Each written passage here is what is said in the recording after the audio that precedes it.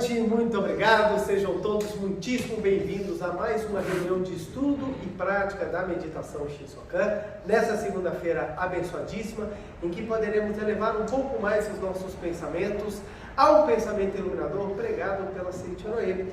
Para iniciarmos a nossa reunião, faremos a oração contida neste livro, Sutra Sagrada, A Verdade e Orações, volume 2, de autoria do professor Masaharu Taniguchi.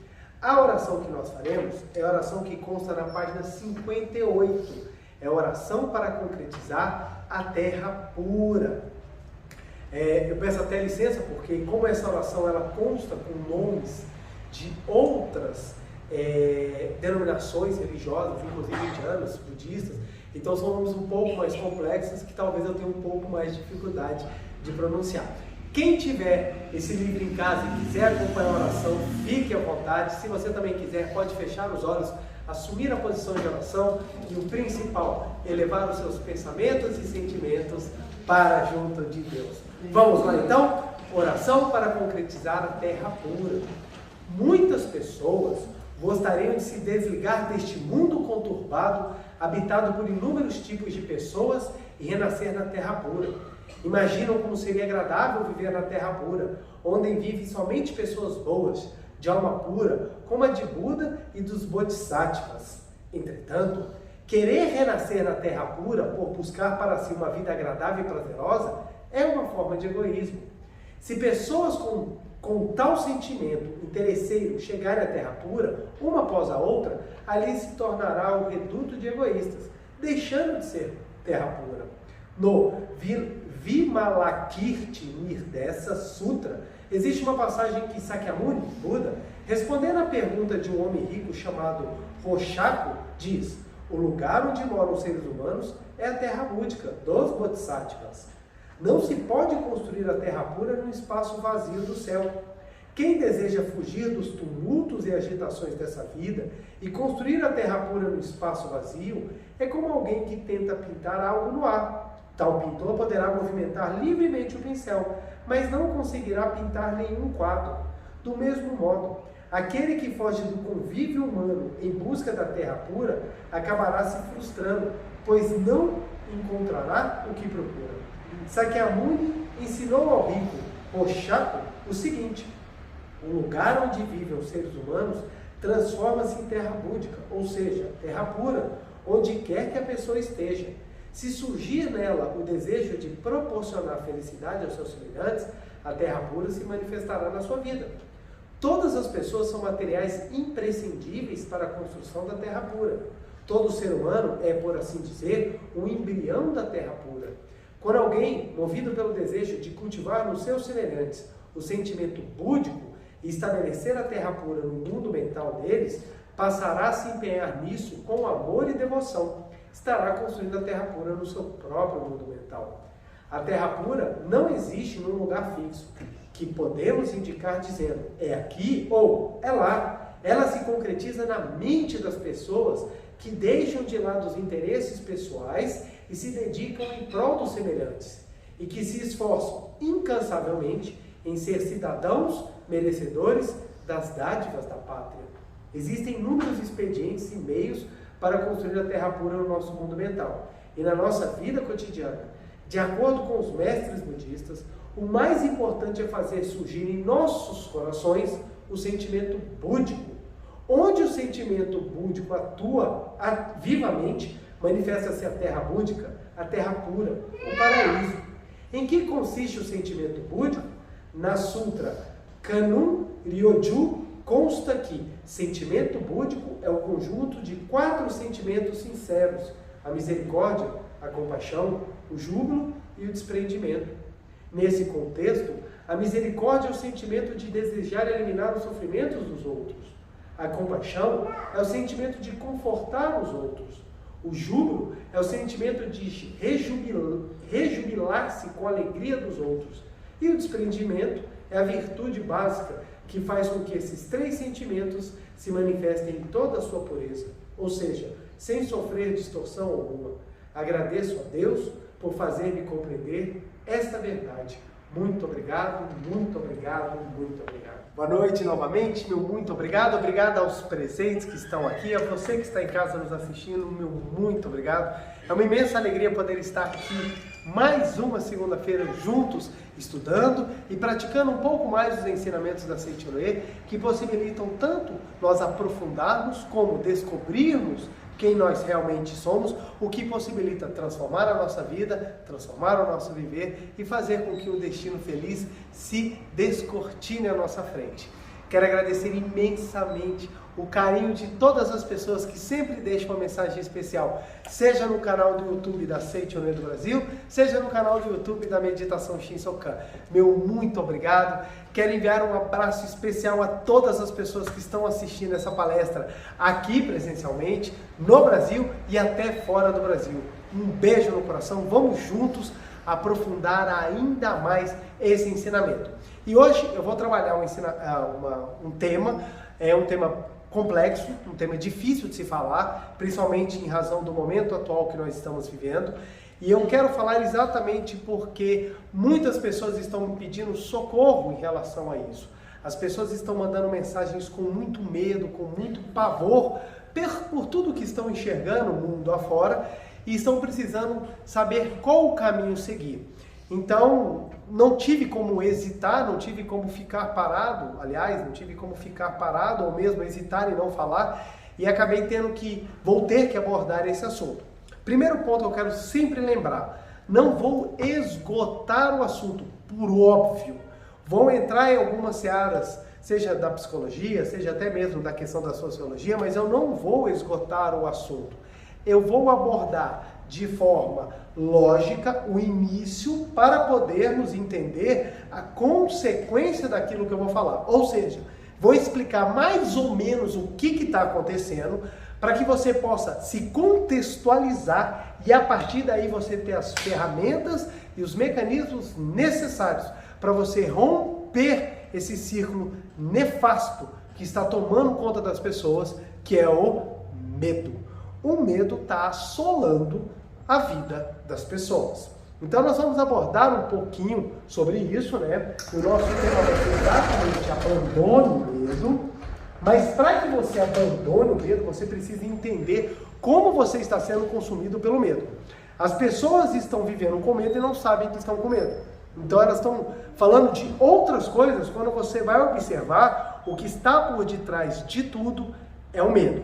Então, lembro, não vou esgotar ou falar sobre todos os aspectos, porque o tempo não permite, mas tentarei pelo menos aqueles que mais se mostram perceptíveis, a fim de que aquelas pessoas que podem ajudar, auxiliem aqueles a sair desse sentimento que está assolando, e aquelas que estão vivendo esse sentimento e estão assistindo essa palestra, possam compreender, mudar de postura e começar a levar uma vida muito, muito, muito mais feliz.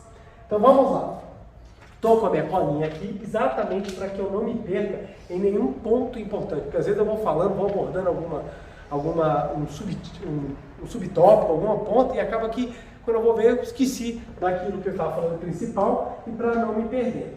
Então vamos lá, primeiro nós vamos abordar a própria questão do medo, né? Para a gente compreender o que é esse medo, o que é esse sentimento. Porque muitas vezes a gente aborda ele de forma até pejorativa, e não é. O medo, ele é um sentimento, para começar aqui, o medo, ele vem do latim, meto, e do grego é fobo, daqui que vem a palavra fobia. Então as pessoas hoje em dia tudo é fobia, mas muitas vezes as pessoas não entendem o que é a fobia. Fobia é medo. Então aracnofobia, por exemplo, é medo de aranha. Então fobo é o medo vindo do grego, da palavra da expressão fobo, e meto do latim. Pois bem, gente, o medo é um estado emocional,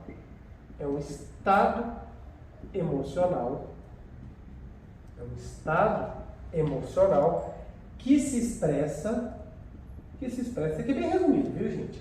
Que se expressa diante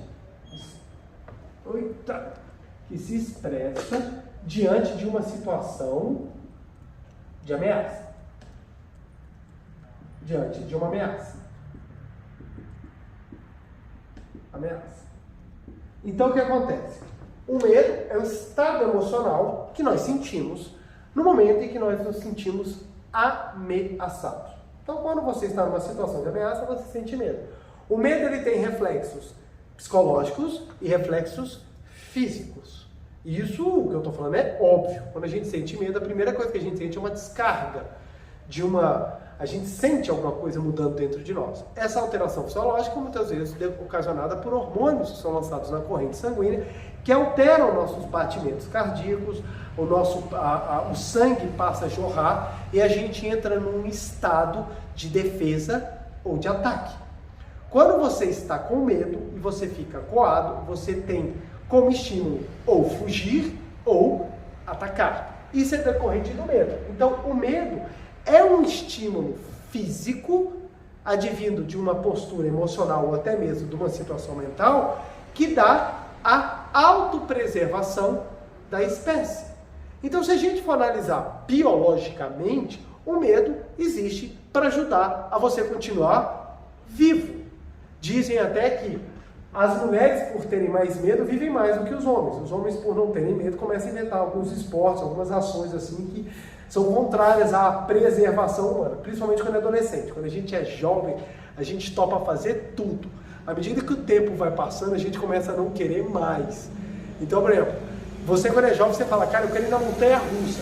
Os brinquedos, normalmente, os divertidos, eles são baseados no medo. Montanha-russa, você vira de cabeça para baixo, o negócio cai não sei quantos km por hora. À medida que você começa a fazer conta e você olhar aquilo, você se pergunta, para que eu vou entrar nisso? Para quê? Uma vez eu peguei uma montanha-russa, na hora que ela subiu assim, 90 graus, na hora que eu fiquei 90 graus olhando aquele céu azul, eu me perguntei, para que eu tô aqui? Eu olhei assim, gente, para quê? Na hora que o negócio foi cair, aí você vê a vida passando na sua frente. Aí o mais engraçado, você morre de medo, grita quando termina, você, cara, que massa, quero de novo. É esse que é o divertido. Então, medo é um estado emocional que te coloca, ele te traz alterações físicas, alterações emocionais e alterações psicológicas. Então, o medo não é uma coisa ruim por completo. Esse é o primeiro ponto, porque tem algumas pessoas que falam assim, você não pode sentir medo. Não existe pessoa que não sinta medo. Não existe. Todo mundo sente medo, porque isso aqui é uma reação natural do corpo. É que nem a pessoa falar que não sente fome. Ah, eu não sinto sono. Você sente, são situações naturais do corpo.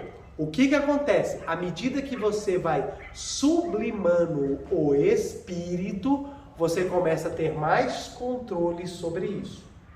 Então, existem pessoas que têm o maior controle sobre o medo, existem pessoas que não detêm controle sobre o medo. E isso causa diversas situações, inclusive na seara social da pessoa. Então, o ponto que a gente tem que entender é o seguinte, todo mundo sente medo, mas qual é o ponto que atrapalha? É quando o medo se torna algo descontrolado. Então, o medo é algo natural que nós podemos ter controle ou razoável previsibilidade daquilo que nós vamos ter de reação ou como nós podemos também responder ao estímulo. Tudo é questão de treinamento, a resposta de estímulo. Todo mundo é estimulado todos os dias. Coisas boas e coisas ruins acontecem com todo mundo, todos os dias. Qual é o nosso treinamento? É a capacidade que a gente tem de responder esse estímulo de uma maneira. A gente vai se habituando a sempre responder de um jeito. Isso se torna um hábito. À medida que a gente vai treinando a responder de outra forma, a gente vai transformando o nosso hábito. Então vamos lá. O medo, como um estado emocional, inclusive se a gente for olhar isso aqui, como psicologia, né, no lado psicológico, no lado psicológico, ele é um estado afetivo, emocional necessário. Olha que legal. Necessário. Para quê? Para ele construir, para adaptar o organismo ao meio. Então, ou seja, sem o medo, organismo ao meio. Sem o medo, a gente não consegue ser adaptar, a gente não consegue fazer com que nós consigamos viver. Então é uma necessidade de adaptação. Quando a gente vai olhar isso na seara social ou na seara cultural, é o que vai construir um indivíduo. Então, os indivíduos são construídos indivíduos. Eles são construídos, e até as próprias organizações também. As próprias organizações sociais também são construídas assim. À medida que você tem uma conjunção de sentimentos. Tem um desenho muito interessante que explica um pouco disso aqui, que é aquele Divertidamente. Ele mostra como é que a personalidade ela é construída com a miscelânea de sentimentos. Não é simplesmente com um. É por isso que muitas vezes quando a gente tenta somente um sentimento dentro da construção, a construção ela acaba ficando um pouco deficitária. Então olha o que acontece. Pessoas que não lidam com medo, com frustrações, com ansiedade, com angústia, com situações rotineiras, elas não conseguem depois trabalhar com isso porque elas não têm uma construção social, cultural, psicológica completa. O que eu quero dizer? Tentar mimar os filhos de tal forma que eles não lidem com as situações de adversidade faz deles seres humanos mais incompletos e fracos perante a sociedade. Perante tudo. Nós, de uma geração anterior, não tínhamos isso. A gente não tinha as coisas, nossos pais falavam assim, ó, não tem, ponto. Não tinha nem o porquê. Na geração anterior não sabia nem que existia alguma coisa para pedir. A geração de hoje já pede e quer tudo. Estava até comentando com minha família nesse final de semana, meu filho de 4 anos, ele já vem trazer um conceito de injustiça. Ele vira para mim e fala assim, papai, não é justo. Não é justo o quê, filho? Ele descobriu essa palavra, achou linda e viu que ela funciona no meio, ainda mais no meio em que vocês têm muita gente do direito. Então quando ele fala não é justo, quando a gente vai ver, o que ele está falando? Na verdade ele está falando, eu quero. Só que ele usou uma palavra chique para chegar e falar assim, papai, isso não é justo. Aí tudo dele não é justo. Aí o que acontece? Por quê? Porque ele está tendo que lidar com a situação emocional dele. De quê? De não ter tudo o que ele quer. Faz parte do processo de aprendizado. Então vamos lá. Tanto na seara fisiológica, psicológica, tem até na arte, gente. O medo é trabalhado na arte. Tanto que nós temos filmes de terror. Qual é a finalidade do filme de terror? É mostrar para vocês como é que a equipe de maquiagem trabalhou bem. É mostrar como é que nós temos defeitos especiais, porque tem filme de terror que é ruim demais os defeitos especiais. Ou é botar medo nas pessoas? O medo, ele é tão experienciado pelas pessoas que, para você ter ideia, as pessoas pagam cinema para entrar dentro do lugar para sentir medo. E gostam. Não é à toa que você tem as continuações, Sexta-feira 13, parte 13, o Ataque da Motosserra, parte 15. Então você vai vendo, por que os filmes eles alimentam? Porque culturalmente o medo é algo que dá prazer assistir. E é esse um ponto perigosíssimo que nós estamos vivendo. Por quê? Passamos por um momento de muito... Deixa eu apagar isso aqui, porque eu vou escrever mais. Passamos por um momento terrível na humanidade agora, que foi uma pandemia. As pessoas ficaram com tanto medo, mas tanto medo nessa pandemia, que quando a pandemia começou a dar sinal de que ela estava acabando, as pessoas precisavam sentir mais medo. E começaram a puxar outros assuntos para viver o medo. As pessoas estão ficando viciadas em medo. Porque medo causa reações e o medo autoriza você a ser ilógico. Autoriza você a ter posturas que fogem uma razoabilidade que você não tem em momentos de calmaria. É por isso que tomar decisões com medo e apressados tendem a fazer você errar. Por quê? Todo o processo de raciocínio lógico que você tem dentro de si, que lhe permite desenvolver uma ideia, uma premissa, uma fundamentação, uma conclusão, ele é rompido. E a decisão ela é tomada baseada em outros fatores, principalmente com o medo.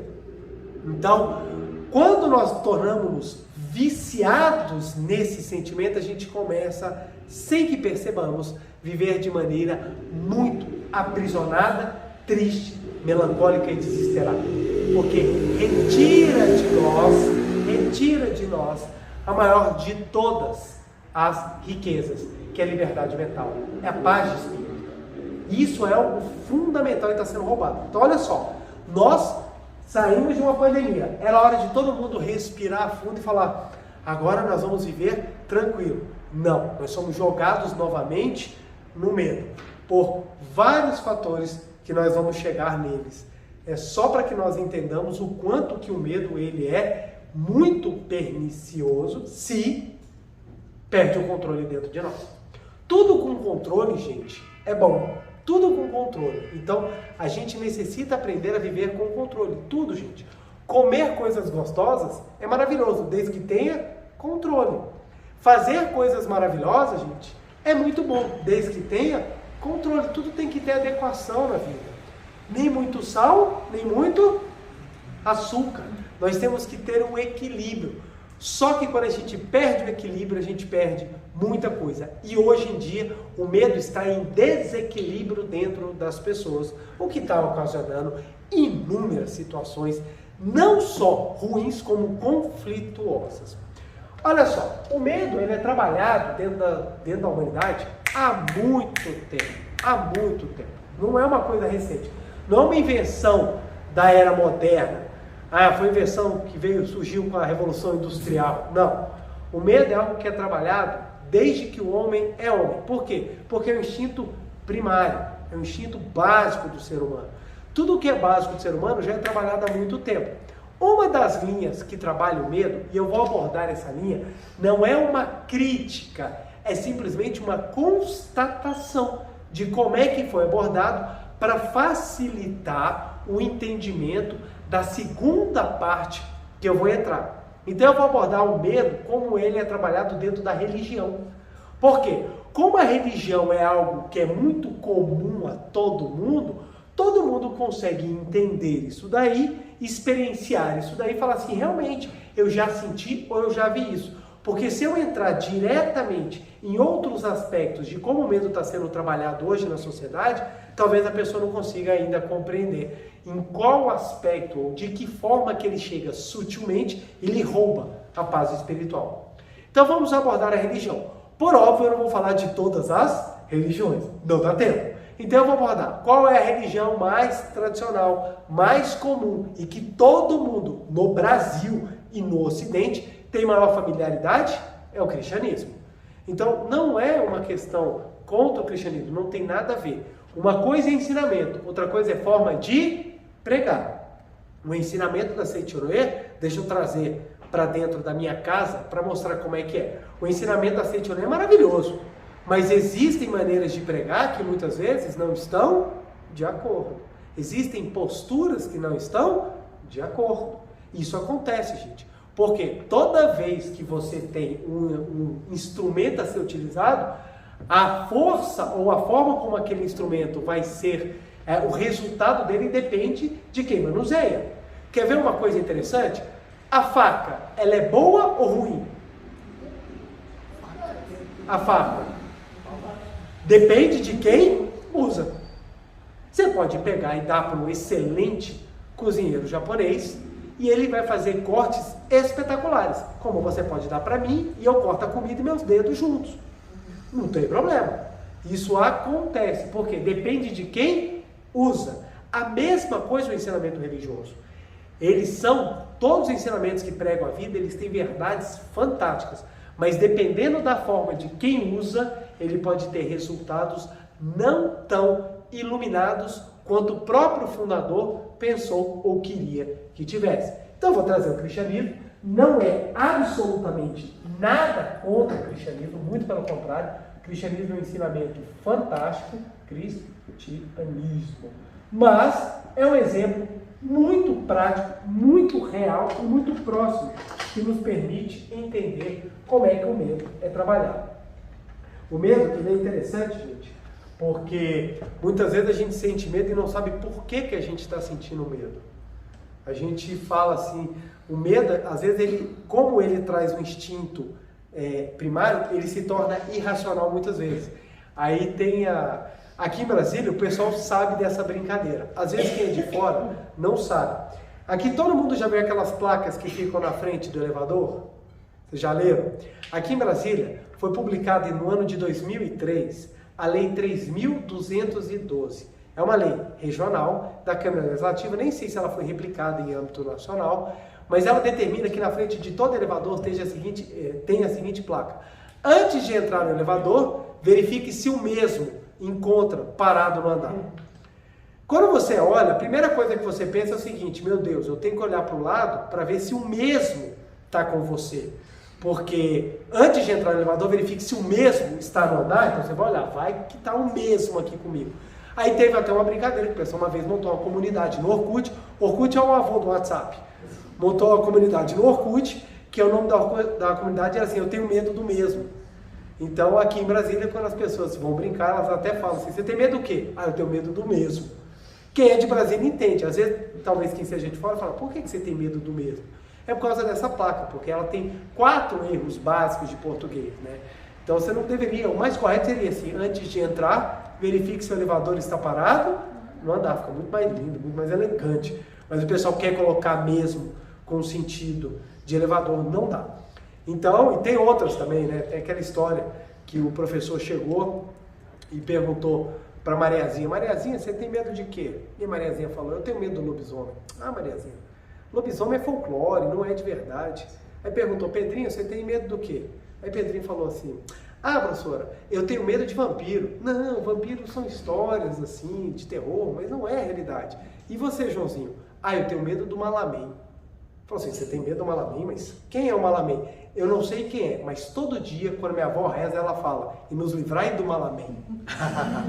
Então o que acontece? Tem medo, mas nem sabe o que é. Então você já sabe: medo mesmo, só do mesmo e do Malamém. Então vamos lá. Dentro dos ensinamentos cristãos, como é que o medo foi trabalhado? Ele é trabalhado principalmente em 2 aspectos. Primeiro aspecto e segundo aspecto. Lembrando, estou falando de forma de pregar. No primeiro aspecto, ele é trabalhado de não entrar no paraíso. Se você não fizer, você não vai para o paraíso, para o céu, paraíso, para o céu. Então, o trabalho é o seguinte: ou você faz parte daquilo que eu prego, ou você não vai para o céu. Ou, se você fizer alguma coisa errada, você vai ser castigado. E o maior dos castigos é você passar o resto da eternidade queimando no inferno. Então, olha só, o medo, ele é trabalhado. Tem pessoas que fazem atos de bondade e caridade, não por vocação, mas por medo. Medo. Eu já vi pregadores falando: eu perdoo porque eu quero ir para o céu. Ela não fala assim: eu perdoo porque eu entendi e eu estou livre do sentimento ruim. Eu perdoo porque eu quero ir para o céu. Então, na verdade, não foi perdão. Foi tentativa de amenizar para você poder entrar no céu. Então, esse é um ponto que ele é muito, muito trabalhado.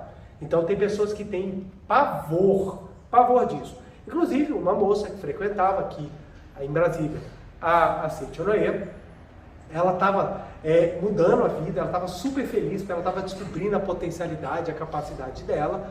Um dia, falaram para ela que se ela continuasse, ela não iria para o paraíso. Ela entrou em verdadeira neura e ela acabou saindo dos ensinamentos. Por quê? Porque ela ficou com medo de perder o paraíso. Porque você só tem uma vida, é uma chance. Se tu errar, tu vai para o resto da eternidade queimar no fogo do inferno. Dá medo. Dá medo. Pensa só, você tem 80 anos para acertar e o infinito para ficar se arrependendo do seu erro. É muito tempo. Porque se fosse 80 anos bem, só 80 anos mal, ainda ia. Uma vez uma pessoa chegou para mim e falou assim: olha, se você não fizer determinada coisa, se você não seguir determinada formalidade, você vai para o inferno. Aí eu falei, eu vou para o inferno? Vai para o inferno. Mas como você é bondoso, como você é uma pessoa bem legal, provavelmente você vai parar no purgatório. Aí eu vou parar no purgatório e lá você vai ficar 1000 anos esperando para ser admitido no céu. Eu falei, é programa habitacional? Vou ter que esperar 1000 anos para entrar? Por quê? É a ideia do medo, porque tem que ser algo terrível. Não pode ser algo aceitável, tem que ser algo terrível. Você tem que ficar 1000 anos. Gente, 1000 anos é tempo pra caramba. Porque se falar, você vai ficar um ano eu aguento. 2 anos, vai lá, dá uma apertadinha, eu aguento. Agora 1000 anos não, 1000 anos dá para aguentar. Então eles trabalham o medo. E a segunda linha é da luta do bem contra o mal. Essa aqui é a mais sutil. Essa aqui é uma que pega e que hoje veio muito à tona. Nas nossas relações está muito, muito expressado esse pensamento. A luta do bem contra o mal. Vamos lá, gente.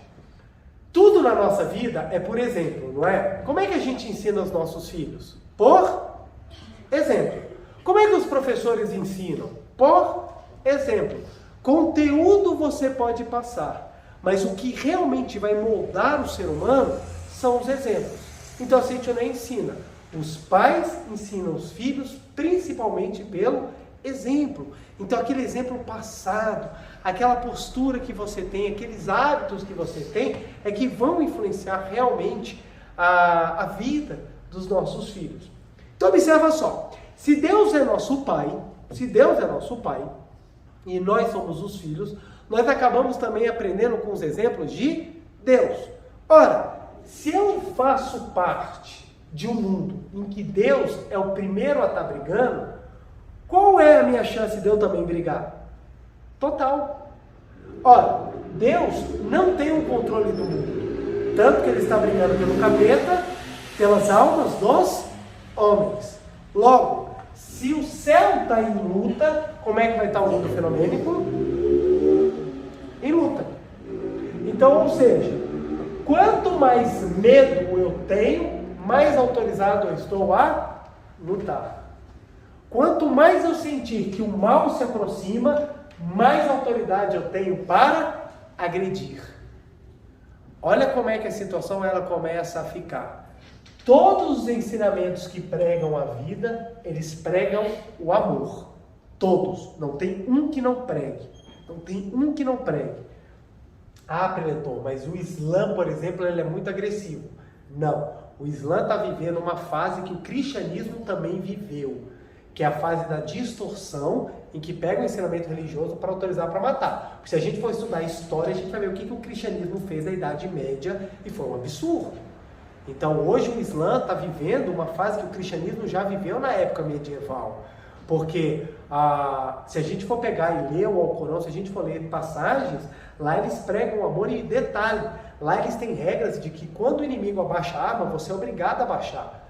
E eles têm um respeito muito grande pelas outras culturas e religiões. Nós só não falamos árabe exatamente pelo respeito que o Islã tem pelas outras culturas. Porque a Península Ibérica foi invadida pelos árabes no século XI, século XII aproximadamente, entre o século X e o século XII, foi invadido e lá eles ficaram até eles serem expulsos. Então o que acontece? Nós só falamos português e temos o cristianismo como religião porque houve um respeito muito grande da religião islã quando ela era dominadora da Europa. Coisa que os europeus não tiveram quando eles dominaram outros países. Diga-se o Brasil, que o Brasil foi colonizado e impuseram o cristianismo para os índios de maneira forçada. Então o que acontece? Quando você tem esse pensamento advindo de que se Deus briga e Deus é meu Pai e Deus é o Todo-Poderoso, ora, eu que sou imperfeito também posso brigar. E minha briga é por quê? Do bem contra o mal. E detalhe, quanto mais eu luto contra o mal, mais eu ganho lugar no paraíso. Aí você entra num choque, porque o ensinamento fala, amai os seus irmãos. Mas ao mesmo tempo você tem a regra eu preciso lutar contra o mal. E aí começa a ter um baita problema de interpretações e de percepções particulares sobre o que realmente é o mal. Olha que interessante. Quando nós temos o número 1 não cumprido, ele gera o que nas pessoas? O número 1, o medo de não entrar no paraíso. O que leva as pessoas? No item primeiro, as pessoas elas mudam formalmente, mas elas nem sempre conseguem mudar interiormente. Ou seja, na frente de todos, a pessoa ela é maravilhosa. Mas no âmago, no íntimo dela, com os familiares, ela é maravilhosa? Não. Ela continua mantendo os péssimos hábitos, porque eles não são trabalhados. Ela passa a esconder, mas ela não consegue viver. Então, o medo de não entrar no céu faz a pessoa mudar formalmente. Na frente dos outros é um santo, mas em casa, meu Deus do céu.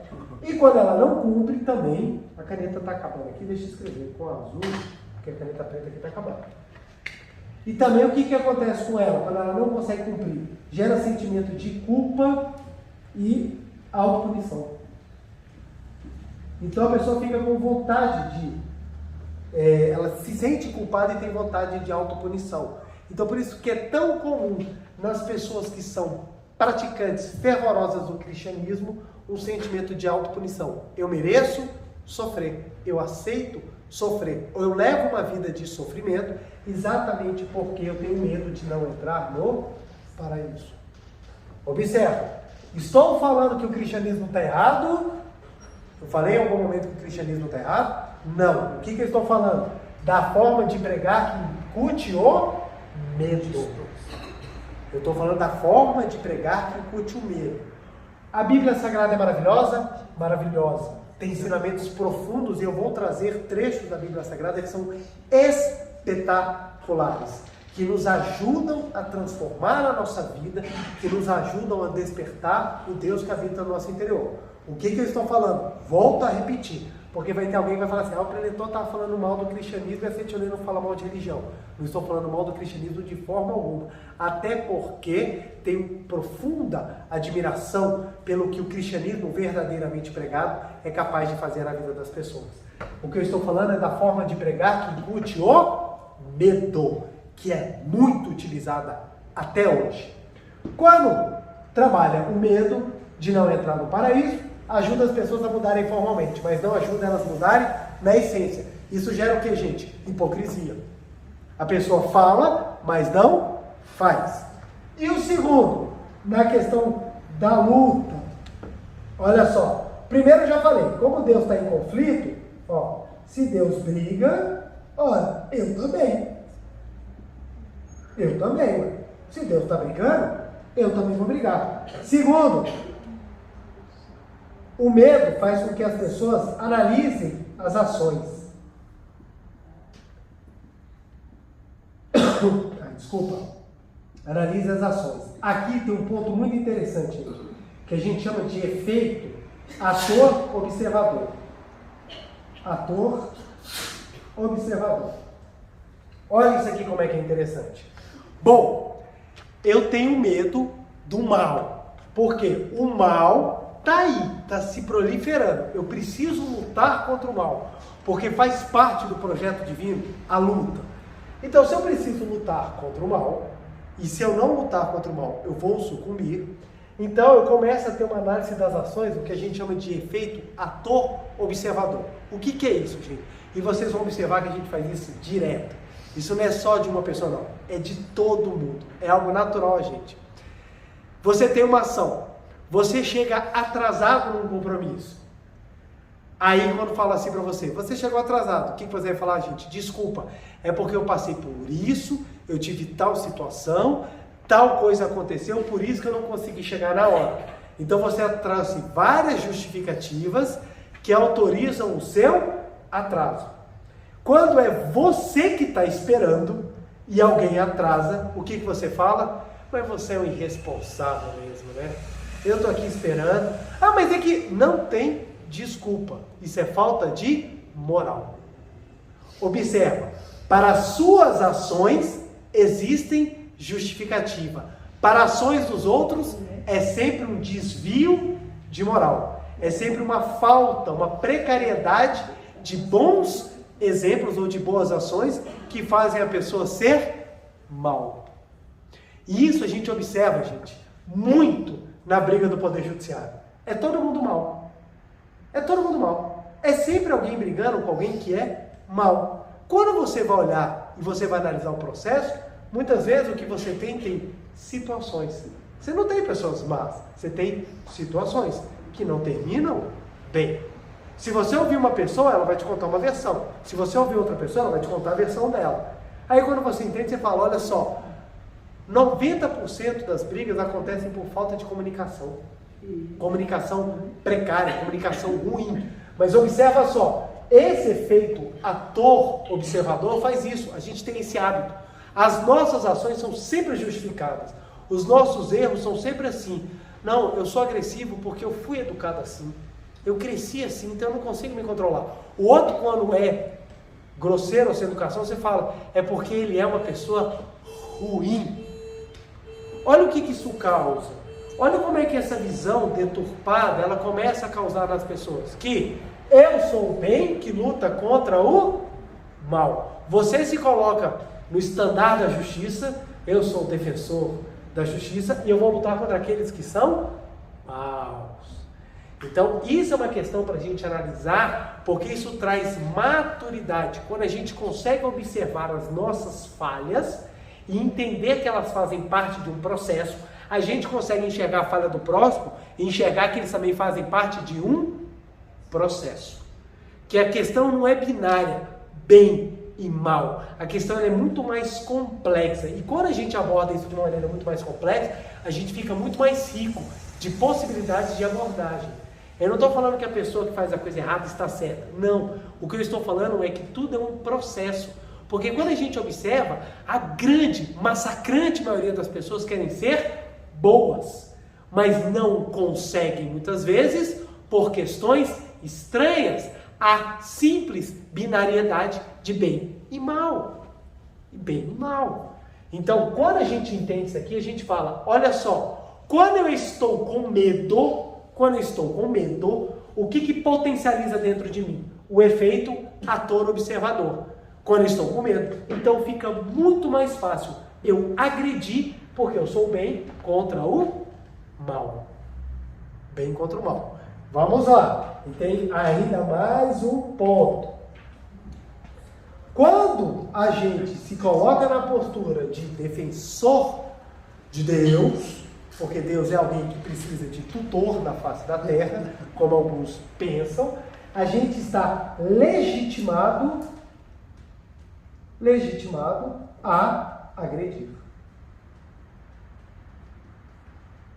Gente, isso tudo vem do medo. Isso tudo vem do medo. Não é simplesmente uma leitura equivocada. Não. Quando você tem medo, porque você pode não entrar no paraíso e há uma luta do bem contra o mal, você é constantemente provado. E dentro dessas provas, essas são os hábitos e as maneiras com as quais nós lidamos com a situação. Todo mundo tem esse nível de reação de um jeito ou de outro. É interessante porque você termina um namoro, quando você vai conversar com a pessoa que terminou o namoro, ela vive 3 fases. A primeira fase é culpa minha. Terminamos por minha culpa. Ela normalmente dura de 1 hora a 1 semana. Normalmente. Você tem casos, outros. Mas normalmente a culpa é minha, eu que fiz errado. De repente você começa a passar essa fase e você entra na segunda fase. A culpa é da outra pessoa. Porque a outra pessoa é desgraçada. A outra pessoa é a encarnação do demônio na face da terra. Eu tive o desprazer de encontrar com Satanás e com ele me relacionar. E essas vezes costuma durar de 1 semana, às vezes a 3, 4 encarnações. Às vezes costuma durar entre isso. E quando a pessoa amadurece, e ela começa a compreender que um relacionamento não é feito de uma pessoa, mas de duas, ela começa a perceber que ela também fez parte do processo, mesmo que não tenha sido sadio. Então ela também fez o processo. Qual é o grande problema que nós estamos tendo hoje? Estão pegando os relacionamentos e vitimizando sempre uma das partes. Então uma das partes é sempre vítima do relacionamento. Então a gente continua na ideia de bem contra o mal. E quando você entra no bem como o mal, uma das consequências é legitimar a violência contra outra pessoa. Se a gente quer extirpar a violência, a gente tem que, primeira coisa, extirpar o medo. Gente, a grande maioria das guerras na humanidade acontecem por quê? Por medo. Você não tem situações reais, você tem medos, especulações. Fizeram um estudo, gente, um estudo. Desde que o homem se organizou em vida, sociedade nômade, bota aí, vou chutar, viu gente, uns 10 mil anos atrás, desde quando o homem se organizou até os dias atuais, fizeram uma conta que provavelmente o homem não tenha ficado mais do que 250 dias sem uma guerra. Não dá um ano, gente. Milhares de anos de história, a gente não conseguiu ficar um ano sem guerra. E por que as guerras acontecem? Por medo. Por medo. Claro, tem outros elementos também, questões financeiras, questões de terra, questões de recursos naturais. Sim, eles têm. Mas o que está por detrás de quando você entra num país e invade outro? É o medo de que você vai ficar sem. Quantos países entraram em guerra porque não tinham saída para o mar? O medo de ficar sem saída para o mar vai me fazer ser um país pobre. E nós temos exemplos de países que não têm nada e são extremamente prósperos, como o Japão. O Japão não tem nada, gente. E é um país extremamente próspero, porque a mentalidade foi outra. Mas o medo ou o desejo do Japão expandir também levou a uma guerra violentíssima, que foi a Segunda Guerra Mundial, em que tivemos inúmeros abusos e inúmeros problemas. Então o ponto é o seguinte, a guerra, a essência da guerra vem do medo. E o medo, gente, vicia, como eu estava falando. Os programas que dão excelente audiência no finalzinho da tarde são os programas policiais. Por quê? Por quê? Porque eles só dão medo. Você abre um jornal, as notícias é assim, morreu, atacou, foi atacada, meu Deus, crise, tá acabando, meteorito vai bater. Outro dia, eu até comentei, teve até alguém que comentou no canal do Shinsokan e falou assim, bem que você falou, pretor, saiu a notícia, meteoro está passando perto da Terra. Aí eu fui ler a notícia, deixa eu ver o perto. 6 milhões de quilômetros. Do lado, gente. Quase tirou uma casquinha. Arrancou um pedaço do prédio lá em São Paulo. Aí quando bota perto, aí a pessoa... Aí ela vai ler a matéria porque ela está com medo. Ela está com medo. Gente, o medo, ele atrai a atenção. As pessoas ficam alvoroçadas. Então os programas que passam no finalzinho da tarde são programas policiais. É só violência. Porque gera medo. E a gente consome o medo acreditando que a gente vai estar seguro. A gente consome o medo. Gente, propaganda de remédio é só medo. É só medo. Olha, se você estiver sentindo isso, você pode morrer. Aí você vai olhar, se você ler uma bula de remédio, gente, você morre antes de tomar o remédio. Porque tudo que pode ter, tudo que pode causar, porque é tudo baseado, a ideia de informação, ela é vendida com medo. Tanto que o campeão hoje em dia de mandar medo se chama WhatsApp. É o campeão do medo. Porque se você botar uma boa notícia, ninguém passa. Agora, bota algo que causa medo. Meu amigo, chega seu celular derrete de tanto que você vai mandar. Você manda para todo mundo, até aquela pessoa que você não fala há anos, você manda. Porque você entra num estado de luta e fuga que você acredita que você precisa avisar as pessoas para elas estarem alerta. Mas na verdade você não está alertando ninguém. Você está difundindo o medo, o pânico e o terror. O medo, o pânico e o terror. E prestem atenção. Olha que interessante. Hoje em dia, as redes sociais...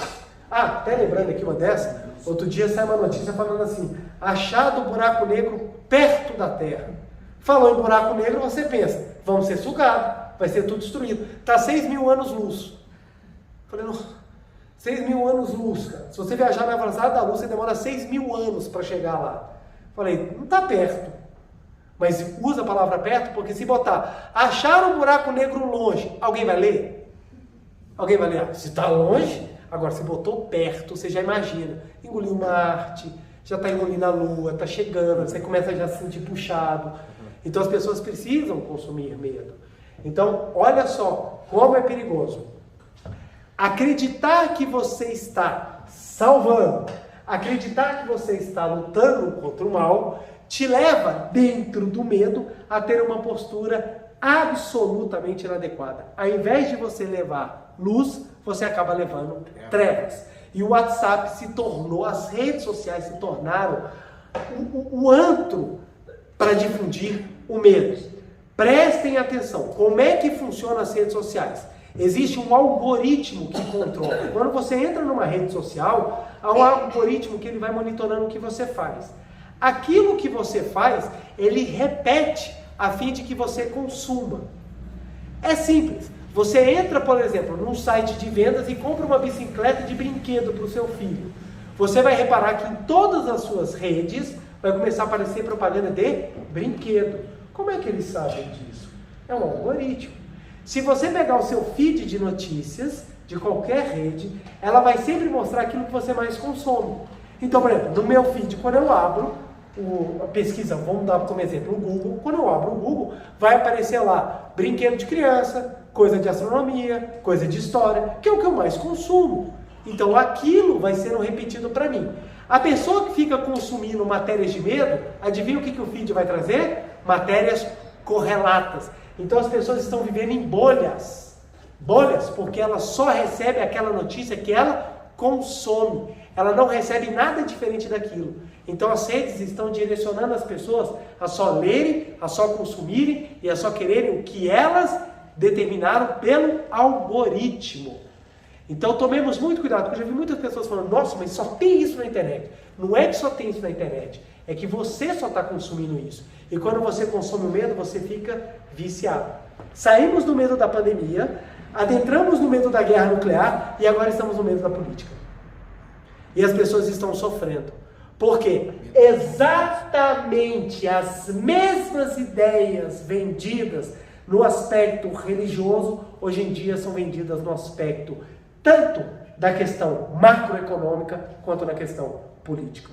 As pessoas estão sofrendo, estão se sentindo autorizadas a agredir, a analisar as ações e a brigar em nome do medo. Do medo. Porque não estão se espalhando ideias, estão se espalhando medo. Por que as fake news têm tanta força? Porque elas dão dinheiro, gente. Fake news dá dinheiro. Quando o cara posta em qualquer página do YouTube falando um monte de asneira, quanto mais gente entra, mais dinheiro ele ganha. Quando ele posta uma fake news que vai pelo WhatsApp, quanto mais ela é difundada, mais dinheiro ele ganha. Então, hoje em dia, as pessoas estão ganhando dinheiro com medo.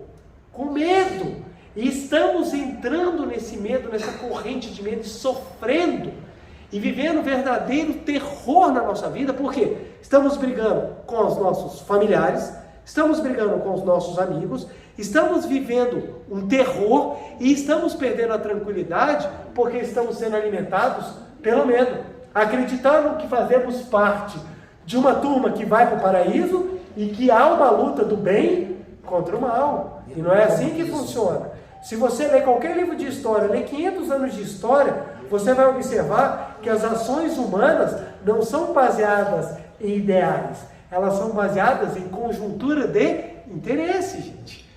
A humanidade caminha assim. Nós ainda não chegamos no alto patamar em que as pessoas já estão manifestando um novo ser humano. Ainda não, estamos ainda em trabalho de aperfeiçoamento. O que acontece? Pessoas que têm esse ensinamento iluminador da Seichonoye estão sofrendo e amarradas no medo que está levando, gente, religiões inteiras ao sofrimento, à briga, ao conflito e à ideia de que estão lutando contra o bem e o mal. E não é assim que as coisas funcionam. Não podemos ser infantis a esse ponto de enxergar o mundo numa visão que era como o cristianismo era pregado, gente, na Idade Média. É uma ideia, gente, que ela alimenta e as pessoas ficam alvoroçadas. Então, famílias estão brigando, gente. Família é para manifestar amor. Manifestar amor. Por que está brigando? Porque qualquer coisa que a pessoa fale que é diferente de você, olha o efeito ator-observador. O que eu penso é correto, o que o outro pensa é falta de caráter, é corrupto, é safado, é vagabundo, é golpista. Olha como é que a coisa chegou. Em vez de vivermos o amor fraternal, o momento que a humanidade mais precisa de luz é agora. Estamos sendo tragados pela treva, acreditamos que estamos levantando o estandarte da luz. Você não enfrenta treva com treva, você enfrenta treva com a luz. Já dizia a Sutra Sagrada, chuva de néctar da verdade. Enfrentai a treva com a luz. Então, essa visão de medo incutida nas pessoas está levando ao que nós estamos vivendo hoje em dia. Que as pessoas estão brigando, que as pessoas estão sofrendo. Teve um final de semana que eu fui metralhado de pessoas perguntando, Pretor, está acontecendo isso, está acontecendo aquilo, problema aqui, problema lá, é tal órgão, é tal não sei o quê. Gente, o Brasil está passando por um momento de desintegração kármica. Não é a primeira vez, viu? E não vai ser a última. Estamos em processo de purificação. Qual é o nosso trabalho? É entrar nesse medo e ficar difundindo fake news e ficar adotando lados, brigando, odiando? Não! É serenar a mente e rezar. É esse o trabalho da religião na face da terra. Gente, gerar caos, a humanidade já gira por si só. Gerar caos, a humanidade já gera por si só. Cabe à religião trazer a paz. Como é que a religião traz a paz? Por meio do amor. E o que o amor é capaz de fazer nas pessoas? Eliminar o medo. A primeira coisa que o amor ataca e retira dentro de nós é o medo. É por isso que as pessoas que amam mais sofrem menos, porque elas têm menos medo. Então a verdadeira finalidade da religião é juntar aquilo que é separado e não separar mais aquilo que já está dividido, porque nós vamos ficar na eterna briga do bem contra o mal. É coisa mais engraçada. Eu trago como exemplo duas pessoas da mesma linha religiosa sentaram na audiência. Aí eu virei para a primeira e perguntei assim, o que aconteceu? Ela virou para mim e falou assim, não quero conversar, porque eu conversei com o meu líder religioso e ele falou que como eu sou uma boa praticante, eu tenho que perdoar, então eu vou arquivar o processo. Aí, perguntei para a segunda. E a senhora? Ela falou a mesma coisa. Fui conversar com o meu líder espiritual e ele falou que era para eu arquivar o processo porque eu, como uma boa praticante, não posso brigar. Aí, bom, se ninguém quer brigar, então eu posso arquivar o processo, né? E as duas, uma de costas para a outra, na hora que eu estou redigindo lá para arquivar, uma vira para a outra e fala, mas é você que está com o capeta. Então, ou seja, houve perdão? Não. Houve entendimento? Não. Houve real despertar para aprendizado da situação? Não. Por quê? Porque as pessoas estão presas no medo. O medo tragou a alma das pessoas. E estamos alimentando isso. As pessoas ficam nas redes, ficam no WhatsApp, fica consumindo medo, fica consumindo ódio, fica consumindo raiva. Em vez de estar olhando para abençoar e levar luz, não, está propagando, está digerindo, aí daqui a pouco está com palpitação, está passando mal e não sabe por quê, não tem nem mais esperança em viver. Tem pessoas que estão falando, estão perdendo a esperança de viver. Aí a primeira pergunta que eu faço, é a primeira vez que você passa por um problema na vida? É a primeira vez que você vê um problema em âmbito mundial? Se a gente voltar um pouquinho, gente, convenhamos, a humanidade já passou por coisas muito mais sérias. Nós já vivemos coisas muito mais sérias. Acabamos de passar por uma pandemia. E agora que você vai perder a esperança? Olha, por quê? O medo, ele vai minando, ele vai destruindo. E o que mais me assusta é quando esse medo vai sendo consumido por pessoas que conhecem a Seitonoye. Pessoas que têm esse ensinamento e estão deixando ser consumidas pelo medo, porque o medo leva ao ódio, gente. Olha, se eu tenho medo, é porque o mal está vindo me destruir. Qual é a primeira coisa que a Seitonoye ensina? Estamos eternamente no seio da vida de Deus.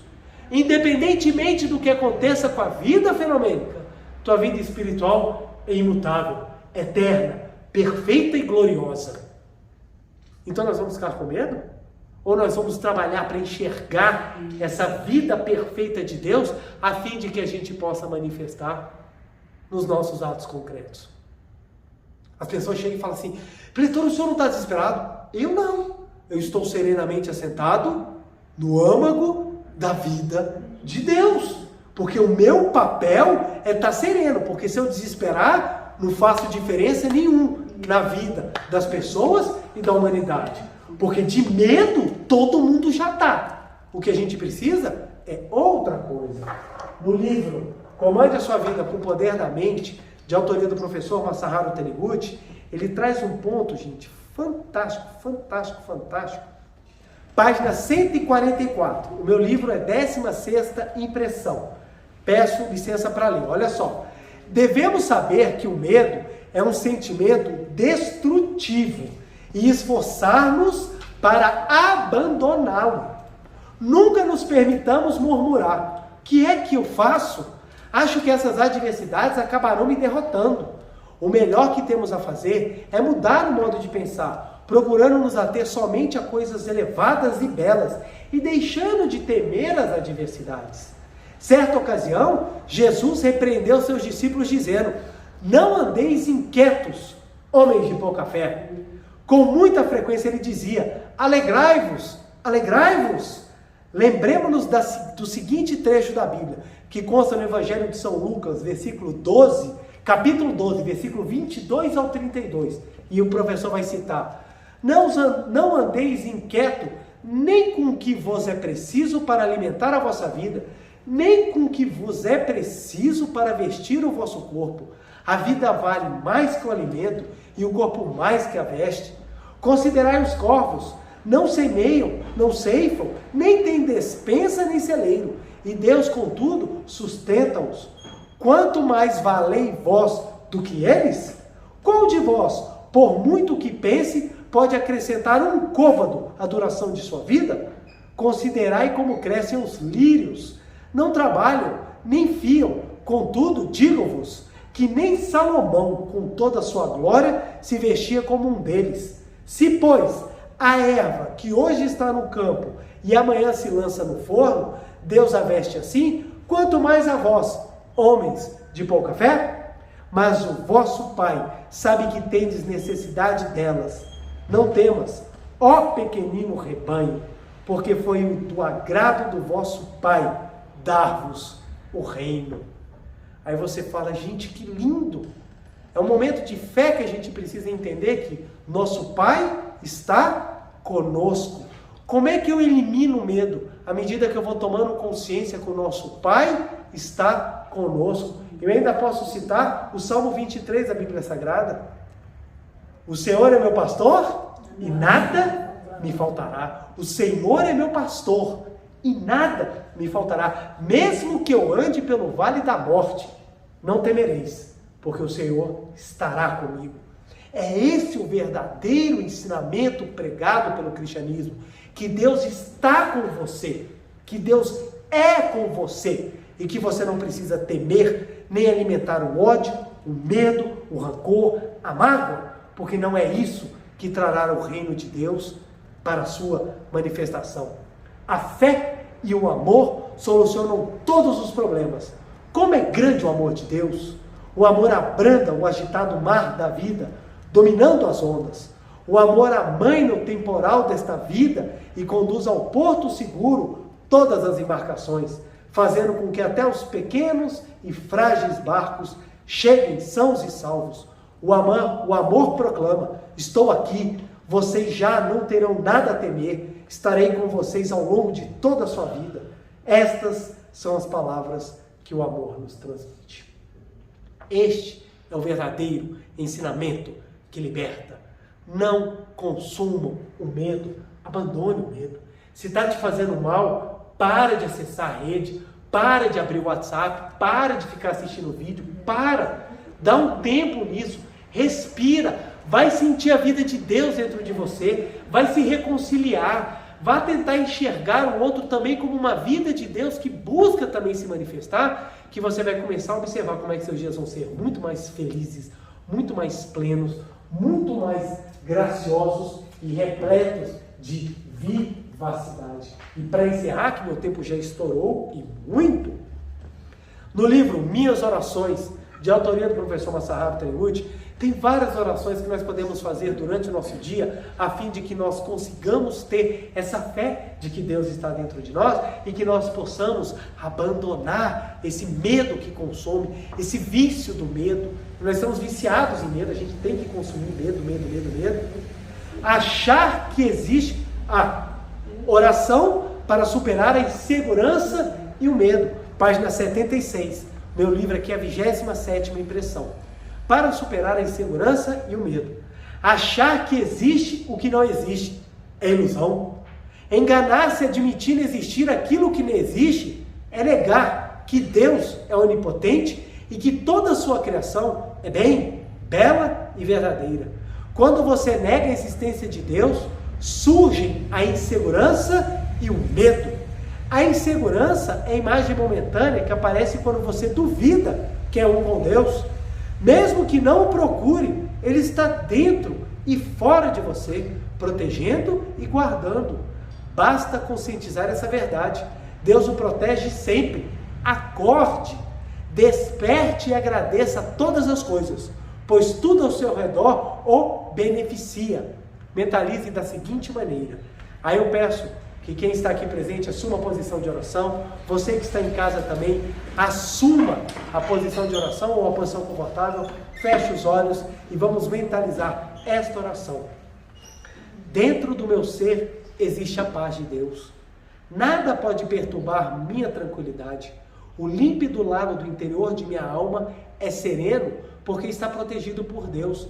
E ele reflete a glória de Deus, Pai eterno. Estou em paz. A paz de Deus está dentro da minha alma. O que perturbou minha alma desapareceu para sempre. Sou um com Deus, o qual é a minha própria vida. Aqui, neste momento, recupero a força e a coragem e enfrento a vida e o trabalho com absoluta e solene paz no meu interior. Sendo um com Deus, nada pode perturbar a paz da minha alma. Nenhum mal pode aproximar-se de mim. Estou com Deus, estou protegido por Deus. Muito obrigado, muito obrigado. Podemos desfazer a posição de oração, que esta oração, juntamente com a meditação Shinsokan, possibilite a vocês sentir novamente a paz de espírito e acreditar que, por piores que sejam as ondas que estão a nos rodear, estamos protegidos por Deus. Porque no momento em que você fica em paz e para de odiar, a primeira pessoa que se torna um farol para auxiliar as outras a também serem felizes é você. Abandonemos o medo. O medo só traz infelicidade.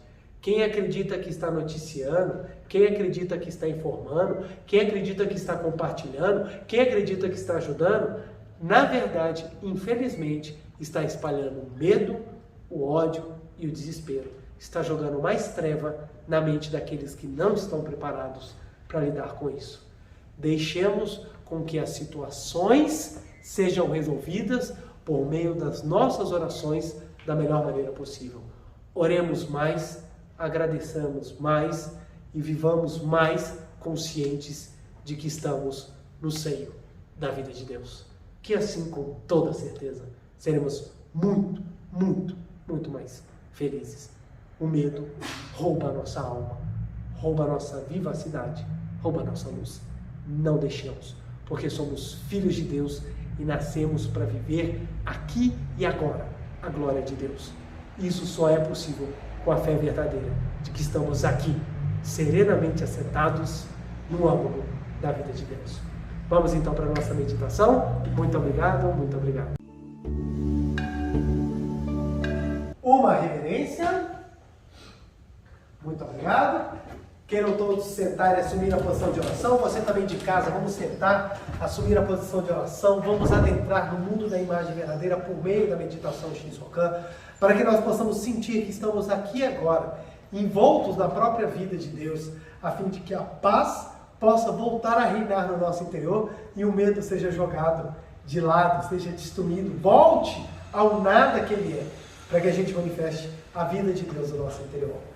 Então, assumindo a posição de oração, olhos fechados, semblante sereno, alegre, estamos entrando no mundo de Deus, onde tudo é só o bem. Maiores detalhes, pode consultar no livro Meditação Shinsokan, Ver e Contemplar Deus, e nos outros livros também da Seichonen que falam especificamente sobre a meditação Shinsokan. Então, olhos fechados, semblante sereno, respiração profunda, canto evocativo de Deus. Ó Deus Pai, que dais vida a todos os seres viventes, abençoai-me com o vosso Espírito. Eu vivo não pela minha própria força, mas pela vida de Deus Pai, que permeia os céus e a terra. As minhas obras não sou eu quem as realiza, mas a força de Deus Pai, que permeia os céus e a terra. Ó Deus, que vos manifestastes através da Seichonen para indicar o caminho dos céus e da terra, protegei-me. Deus, muito obrigado, muito obrigado, muito obrigado. Neste momento, deixo o mundo dos 5 sentidos e entro no mundo da imagem verdadeira. Aqui onde estou é o mundo da imagem verdadeira. É o oceano de infinita sabedoria de Deus, é o oceano de infinita sabedoria de Deus, é o oceano de infinita sabedoria de Deus. É o oceano de infinito amor de Deus, é o oceano de infinito amor de Deus, é o oceano de infinito amor de Deus. É o oceano de infinita vida de Deus, é o oceano de infinita vida de Deus, é o oceano de infinita vida de Deus. É o oceano de infinita provisão de Deus, é o oceano de infinita provisão de Deus, é o oceano de infinita provisão de Deus. É o oceano de infinita alegria de Deus, é o oceano de infinita alegria de Deus, é o oceano de infinita alegria de Deus. É o oceano de infinita harmonia de Deus, é o oceano de infinita harmonia de Deus, é o oceano de infinita harmonia de Deus. É um mundo da harmonia absoluta. Neste sublime mundo da grande harmonia, eu, como filho de Deus, recebo de Deus a sua infinita força vivificante. A infinita força vivificante de Deus flui para o meu interior, flui, flui, flui.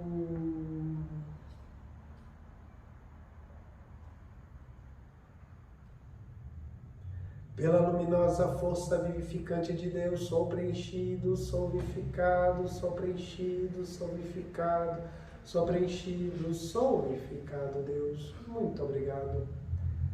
A infinita força vivificante de Deus flui para o meu interior, flui, flui, flui.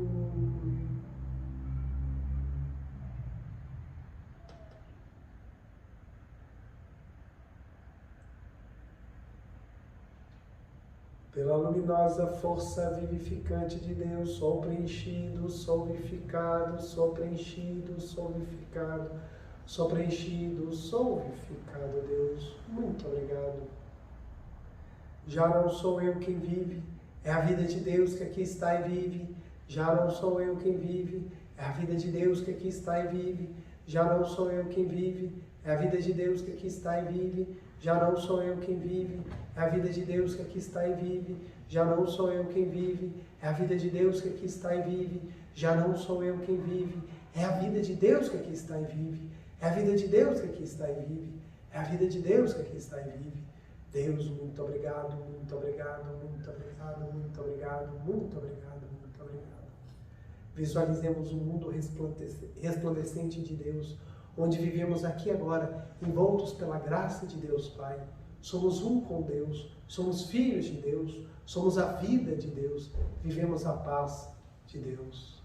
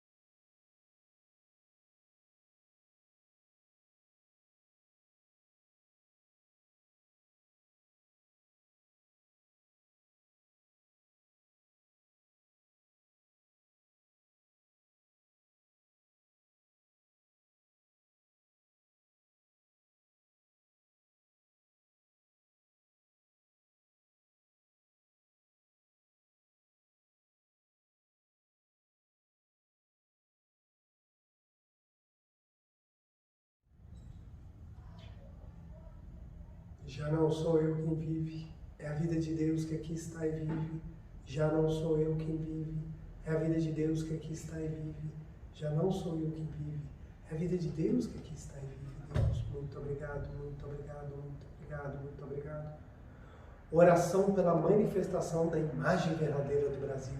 Neste momento, flui do mundo da imagem verdadeira, a infinita sabedoria, infinito amor de Deus. Através dessa infinita força, o Brasil se torna tão perfeito como já o é no mundo da imagem verdadeira. Deus, muito obrigado. Neste momento, flui do mundo da imagem verdadeira, a infinita sabedoria e o infinito amor de Deus. Através dessa infinita força, o Brasil se torna tão perfeito como já o é no mundo da imagem verdadeira. Deus, muito obrigado. Visualizemos a imagem verdadeira do Brasil.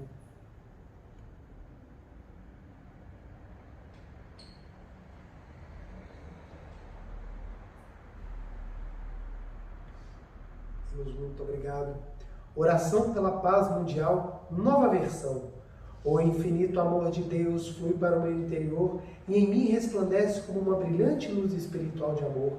A luz espiritual de amor cresce e cresce em intensidade, cobrindo o coração de todo o povo da Ucrânia, de todo o povo da Rússia e de todos os povos do mundo, somente com pensamentos de amor, paz, ordem e da verdade centrada na vontade de Deus. O infinito amor de Deus flui para o meu interior e em mim resplandece como uma brilhante luz espiritual de amor. A luz espiritual de amor cresce e cresce em intensidade, cobrindo o mundo completamente, preenchendo o coração de todas as pessoas, o interior de todos os animais, plantas e fungos, somente com pensamentos de amor, paz, ordem e da verdade centrada na vontade de Deus. Muito obrigado. Visualizemos a paz mundial.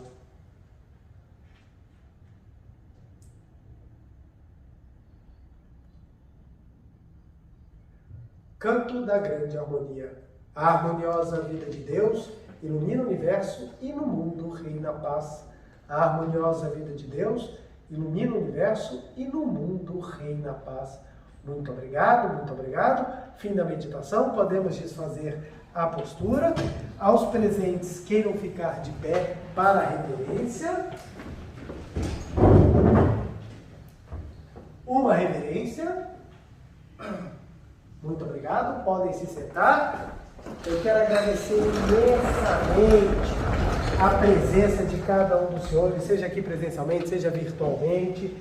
Se gostaram da palestra, deixe o seu like, compartilhe com aqueles que estão morrendo de medo, a fim de que possamos extirpar o descontrole desse sentimento, dessa reação e deixar a nossa mente mais serena. Muitas pessoas estão perdendo a saúde exatamente porque estão com medo. Nosso dever de casa, primeiro, a nossa meditação Shinsokan, a fim de que a gente possa sentir cada vez mais que somos um com Deus, e repetir essa frase: não tenho medo. Essas frases, né? Não tenho medo, pois Deus está no meu interior. Olha que coisa maravilhosa. Já tem coragem. Não tenho medo, pois Deus está no meu interior. Não tenho medo, pois Deus está no meu interior. Não tenho medo, pois Deus está no meu interior. Aí você pode até colocar aqui, ó. Sou o próprio amor. Sou o próprio amor. Isso aqui, ó, vai fazer você ficar muito bem. Repita isso aqui umas 200 vezes por dia. Se você tiver com muito medo, vai para 300. Se o pânico tomou conta, repete 400. Que aí você vai vendo como é que você vai começando a ficar mais sereno, você vai ficando mais leve. E isso vai te ajudando a fazer escolhas corretas. O que mata muitas vezes as escolhas são os fundamentos. Se a escolha é feita com medo, ela passa a ser irracional. Você acaba tendo muito maior chance de errar quando você faz uma escolha sem medo, serenamente assentado no sentimento de união com o Pai. Por isso que a gente fala, quando for tomar uma decisão, faça depois de fazer a meditação Shinsokan, porque você vai estar com muito mais serenidade do que você tomar uma decisão com medo. Porque muitas vezes uma decisão você tem que escolher entre A e B. Se você está com medo, você fica, ai meu Deus, eu vou perder. Quando você está sereno, a sua decisão ela é muito mais ela tem uma chance de acertar muito maior. E quanto mais convicção você vai tendo, mais você vai descobrir que nem erro tem. Tudo é aprendizado. Um beijo no coração, uma semana abençoadíssima e que possamos ter cada vez mais amor, menos medo, mais coragem e muito mais convicção de que somos filhos de Deus. Muito obrigado, muito obrigado.